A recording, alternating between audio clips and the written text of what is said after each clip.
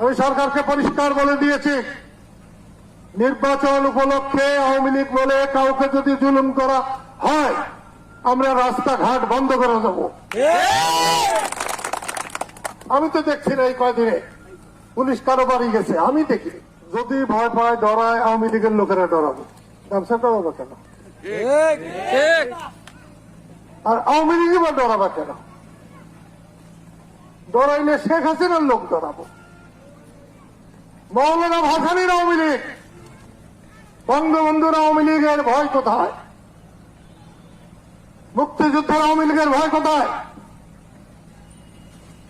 আমি সরকারকে পরিষ্কার বলে দিয়েছি, নির্বাচন উপলক্ষে আওয়ামী লীগ বলে কাউকে যদি জুলুম করা হয় আমরা রাস্তাঘাট বন্ধ করে দেব। আমি তো দেখছি না এই কয়দিনে পুলিশ কারো বাড়ি গেছে, আমি দেখি।